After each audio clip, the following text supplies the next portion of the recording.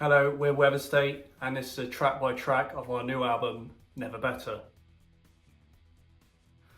First track on the album is Low. It's quite a slow start. What was the kind of inspiration behind us writing that song? Yeah, so I've always liked the idea of obviously rap albums and stuff where they have like skits or like start with like a slow intro before it goes into the first kind of like big hitter. So it was kind of just me mucking around just late one night, just kind of coming up with almost like a little jingle that kind of just like, it was written within the space of about 45 minutes. And then I just thought this sounds really nice. Didn't really have an intention of using it for anything. I wasn't sure if it was going to be the opener on the record or if it was going to be something that would be maybe, I don't know, part way through, something to break up the album A and B. But yeah, it just kind of came out really simple like that. And then I thought it'd be perfect as something that would kind of like phase its way into the, you know, the first like kind of main track of the album, which is the second track. But yeah, I just wanted to keep it really simple. I wanted something that was kind of lo-fi and kind of minimalistic, and it was just kind of almost like a lullaby kind of melody. But yeah, I just recorded it on my phone, something really simple, and then just thought, right, we'll just take it from there. When we got to the studio, we'll just, you know, bash it out, see if it sounds good. And yeah, kind of stuck. I really liked how it adds a different dynamic to it with the last record as well, finishing off on a slower song. This one's starting with a slower song, and I think it kind of yeah, it makes the second song sounds more impactful in my opinion. So Hangar is, I think it's one of the first few songs we wrote for the record, and I think it was going to be like a shorter song when we first started writing it. It was like something I kind of really lent into, just like the riff. And I think it spilled out of an older demo and into this one. That kind of was one of those songs where the like previous format of this song kind of rolled into a whole new idea. So we just started it from scratch, and that evolved into like one of the first songs when we started working with Alan Day. It very much became like one of the easier songs to work with him in that respect.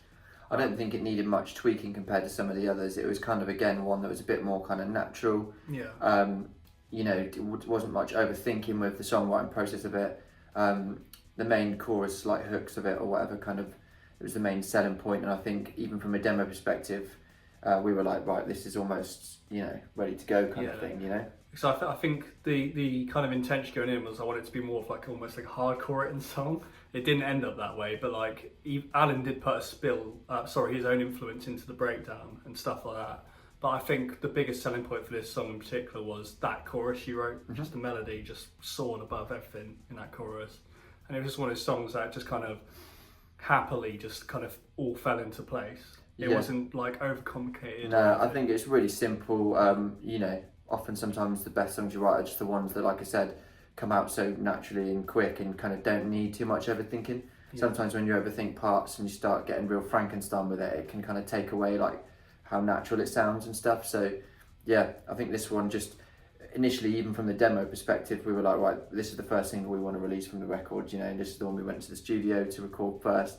And we were like, yeah, this is going to be the kind of the start of like the kind of second album era of Weatherstate. So yeah. Track 3, Normality. This actually was one of the first songs we wrote as part of the second album cycle. It might have even been the first one. I think it might be. It's the first one that we've kept on this album anyway. There was a couple that we didn't really make it past the kind of demo phase, but yeah, this is one we'd always say is like the kind of most similar to like the first record, Born a Cynic. Real kind of just like standard, like kind of punk rock Weatherstate sound, not really kind of overthinking much. But yeah, it was the chorus and that changed quite a lot. Obviously, once we started working with Alan, there was a few elements of it that did change up. But the standard kind of bounce of the song was something that could, if there was one song that could fit on the first album, I'd probably say it would be this one. So yeah, we obviously wanted to kind of like experiment with more kind of dynamic ranges and stuff in this record, but at the same time, we didn't want to lose that kind of core, like kind of just like catchy melodic punk rock kind of element and stuff. So I feel like this was kind of like dipping the toes in the water of kind of the creative process for the second record. Yeah, it's easily the song that bridges Born a Cynic to Never Better, I think. It's pretty chord bashy and straight ahead, forward thinking, like Weatherstate punk rock. And yeah, I think that song certainly does the job. Yeah, it didn't need much tweaking. It was more kind of, again, just, yeah, that was one of the ones we kind of wrote in a practice space together, which was really nice, because a lot of the other ones, as we'll get to in a bit, took a lot of doctoring and stuff online on video calls and stuff. This one was one of the ones that we kind of wrote in the garage, or kind of I wrote and took it to the garage, and then that's how it kind of grew from there. And I think you can kind of tell that this one's definitely more of the kind of garage band songs compared to some of the other ones, which are a bit more like ambitious or dynamic and versatile, let's say. Yeah, definitely. Track 4, Panic Attack.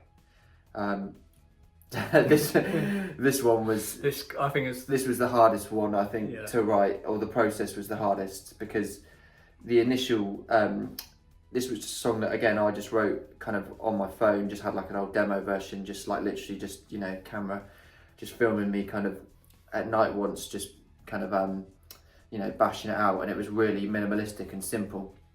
And again, I thought this one was going to be more of just like a kind of basic punk rock song, which originally it was.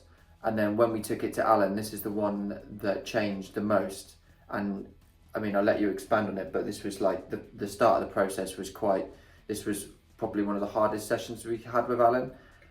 It came, you know, came out for the better 100%, so there's no denying that. But at first, I remember when he played with it a bit and then sent us back the first kind of draft of it, and I remember all of us were like reacting to his yeah, changes. because we were on a call for the first time, you know, all kind of reacting, and you could kind of tell it was the elephant in the room, that we were all just like, I'm not quite sure.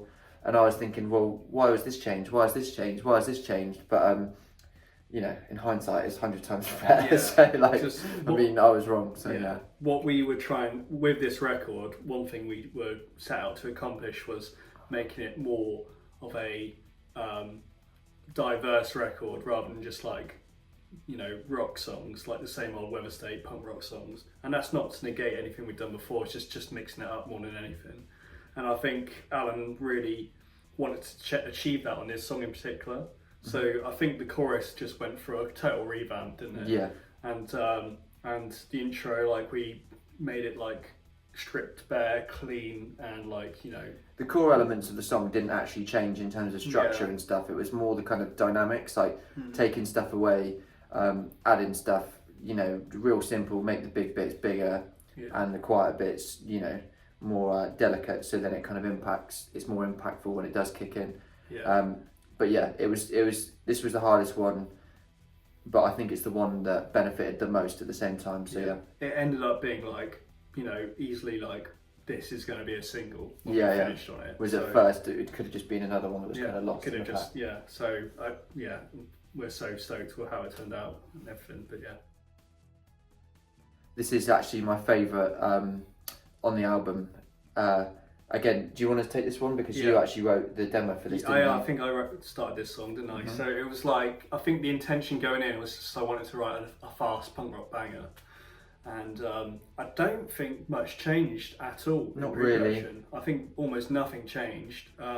This is the equivalent of Rotten Lungs from the first record, Born a Cynic, where it was just all within a day kind of thing. I think you just kind of just one day just started writing it, and then by the end of the day you had demoed it and sent it over to me. And I remember going for a walk one day in lockdown, and I just wrote the hooks there and then. Like it honestly was almost done, and I'm pretty sure we demoed it a few days after with vocals.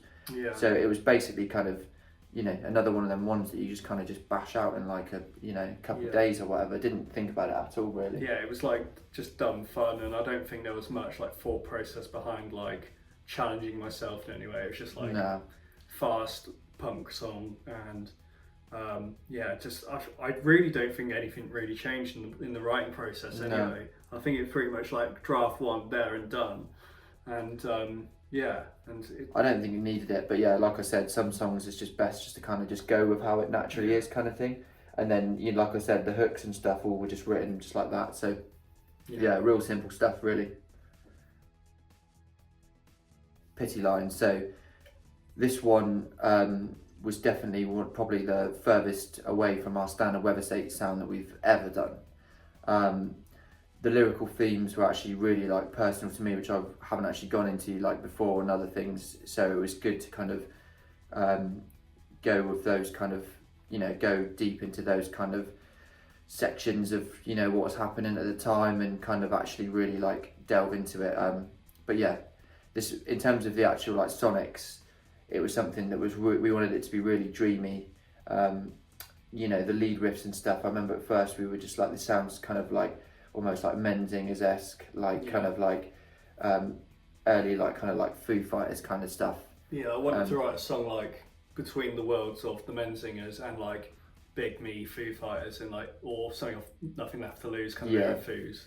Ain't It Alive, Ain't It Alive, kind of that stuff. Real dreamy. And I think we even like toyed with like the idea of like the vocals, the effects being like influenced by like Oasis and like making it lo-fi or like reverberated. And the purpose it served in the record at the end was very much a song that broke side A to side B, and just really brought that momentum down. And I think a lot of people, I'm surprised by the feedback, a lot of people have really dug this song in particular. And I think it's certainly a surprise for people who have heard us before. It's something new completely. And I think at its core, if you think about the melody and the chords and everything, it's just a simple, catchy, nice vibe to kind of chill song, isn't it? Yeah, so that's all we wanted it to be. But yeah, it was that was the one that I was probably the most uncomfortable with in terms of releasing and wondering what the reaction was going to be, because it's way different. But really like it. Down again, changed. This one changed a fair bit, to be honest. The chorus hook was something that was really simple that I kind of wrote, and the original demo was again just kind of like on my phone, just like kind of playing through like chord bashing kind of thing. And this one changed quite a lot dynamically, because it was pretty, in terms of the actual kind of core structure and stuff, it was quite basic and it wasn't that really ambitious at all. But we all like the chorus hook and stuff, but the verses needed changing a bit to kind of. It was quite boring at first, the initial demo, I thought, but I think we added a lot to it with Alan. He changed the guitar in the chorus, because originally it was just kind of straight rhythm. Yeah, I can't even remember that now, but yeah, I remember vaguely that we did completely change the chord pattern for the chorus. And I actually think, in complete reverse effect, like, Alan actually wrote the chorus more tailored to what Weatherstate sound like than we even did for that chorus, thinking about it now. But like, it was just a kind of straight rhythm chorus to start off with, and it was real kind of simple. That one needed a lot of work. I just kind of brought the kind of bare bones of it to the kind of project and was just like, well, here's a catchy chorus, but that alone wasn't going to be enough for it to be on the record. So I think that needed quite a lot of tweaking. Yeah. But again, I think that's quite simplistic, and the same. It is quite true to Weatherstate. Like standard sound, I would say, especially like the chorus and stuff. Again, it's more just kind of like a pop rock kind of like, catchy chorus kind of number. I think when I started working on like one of the first versions of it, I was taking inspiration by like Feeder, like Come Back Around, and like bands like that. But the chorus, big chorus. Yeah, we had so many layers to that chorus. Like we joked like it sounded almost like UEFA Champions League, kind of like the woes. So we did dial them. Just like an absolute like choir of vocals, wasn't it? But it really brought out that chorus. So it's a song I think it's a bit of an underrated bop on the record as a whole. But yeah, it's one of my favourites for sure. Yeah. Again, this one was quite a simple song to write. It was all just based on that initial riff, and the kind of verse. Like the verses were the kind of key bit of the actual like idea that I had, really. The rest of it kind of came after. There was no kind of dynamic like drop downs in the actual chorus or anything like that, like there is on the actual final song. It was real kind of simplistic, kind of straight to it. What a lot of my songwriting tends to be just kind of like me recording it on my phone to start off with. So when we kind of come to the actual creative process where it's kind of getting tinkered with, that's it's real kind of simple to start off with, and then we can't just put it out like that, otherwise it would just be really boring. It needs a lot more work done to it. And I think once we took that to practice, and then we took that to Alan and the pre-production and stuff, that one changed a lot. Like the breakdown riff, there was none of that before, was there? It was Yeah, this song's quite interesting because I think you kind of sent me over the kind of chords and melody, and it turned into like this needs to be like a heavy song on the record. Yeah. I think so. We dropped the guitars like drop A on my side of things, didn't we? And then I remember the first chorus we deliberately dropped down just to make it like more techy, and like we joked like this song was like a mishmash between Queens of Stone Age wrote Welcome to Paradise, and I think that's a good like comparison. That's a good way of putting it. The breakdown we went like full like discord and like build into like this huge kind of riff, which Adam really helped shape. And yeah, this song we wanted it to be different on the record, and I don't think we've ever wrote a song like this heavy. So No. I think it's easily the most heavy like influence Weatherstate song. So, but yeah, it's really fun to play live. Like. Yeah, I think no matter what point in the set, if it's a low or a high point, it just kind of gets the blood pumping and gets you moving again. You know? Yeah. So it's just it's a ripper for me. But yeah. Yeah, agreed. So I'll let you take the reins with this one because Yeah, this is one of the songs that I'm most proud of on the record, and as a songwriter, I think for me, like this is a song I didn't think I'd ever write, but I'm like so proud of like this song in particular. The kind of influence going in was very much picking up an acoustic guitar, writing a few chords, but I didn't want it to be like a cheesy pop song, so I wanted it to be more influenced by like bands like Weezer, but also have this like surf rock kind of vibe, later slacker rock kind of vibe. And so like when I was just demoing it at home in lockdown, I was just like adding like this phaser sound to like the bass and like so many guitar layers, and I think out of any Weatherstate song, it's the one we spent the most hours on in terms of songwriting. I think easily like the most amount of effort we put into a Weatherstate song, and it is fairly different from anything we've written before. I remember when we were writing the chorus, and the initial demo was kind of more of a straight rhythm again, wasn't it? Yeah. And we couldn't get our head around what to do with that chorus because I had the melody written, and we liked the melody, but it just sounded, obviously the melody just kind of follows the chords, and when it was kind of just a straight rhythm, it just kind of I don't know, it didn't quite sit right, and we weren't sure what it was.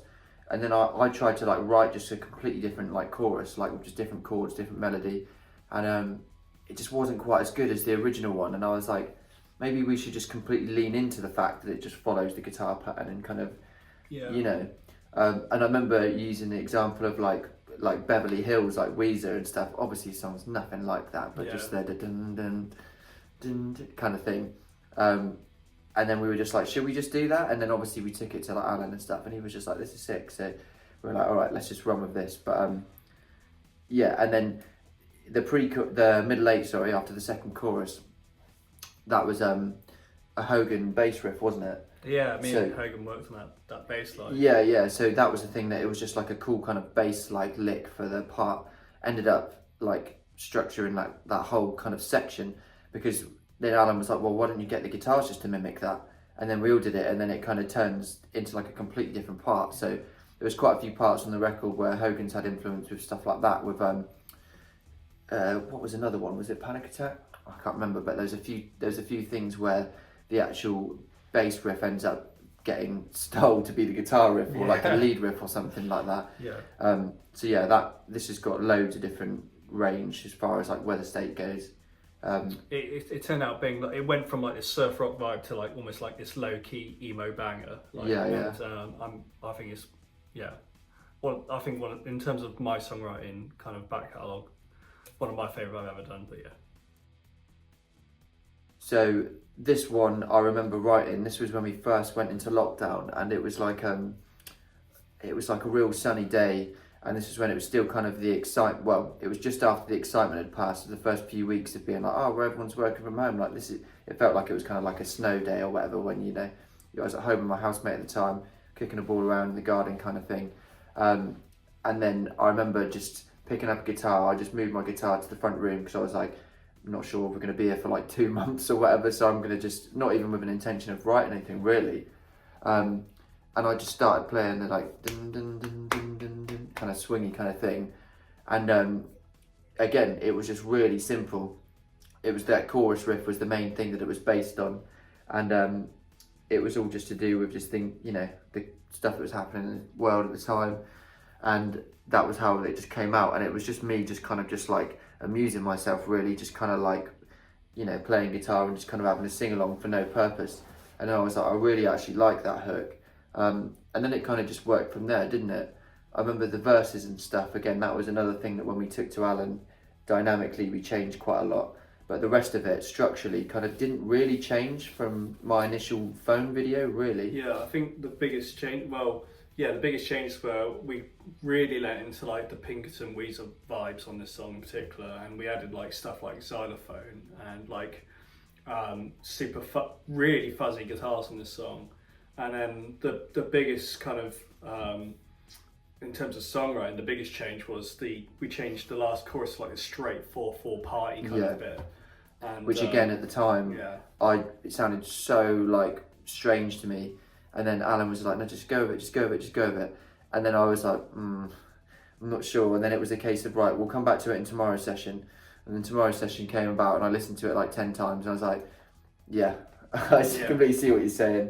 Because it was kind of quite monotonous by that point in terms of the swing of it. So it was one way to break it up. And he was like, I think this would be a really good kind of change in like, this would be like a moment within the song. Yeah. And there was like a solo at one point, and I think we just cut it out inevitably for that big ending. Yeah. And I think it ultimately was so much better. But like, yeah. But again, one of the simpler songs to write on the record, really. It was more kind of natural. We tweaked with it a bit, but it was kind of the last 20% of tweaking, as opposed to like building it from the ground up, like massive fundamental changes. Yeah. I don't actually remember too much about the writing process of this.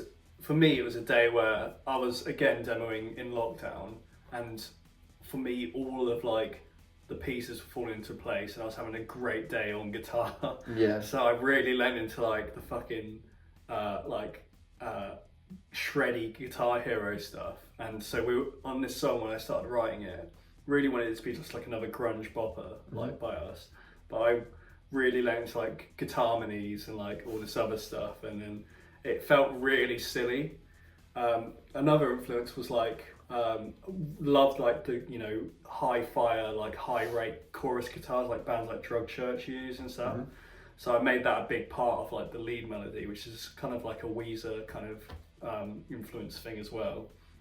And I think this was another one where you just kind of, the demo just happened within a day and you just sent the kind of what you worked on, and then it was kind of like, well, I just worked on melodies over the next couple of days, and then it was kind of there. I don't remember this being too difficult to like kind of write from a vocal perspective, but it's a bit all over the place in terms of rhythms and stuff. So I remember the first time I heard it, it was a bit like, oh, I'm not sure how I'm going to kind of work with this, but ended up sounding massive. And then obviously the ending, that was something that we wanted we did that in the studio. We just knew that we wanted it to just sound like an absolute jam, just to finish the record and be really like kind of noisy and chaotic.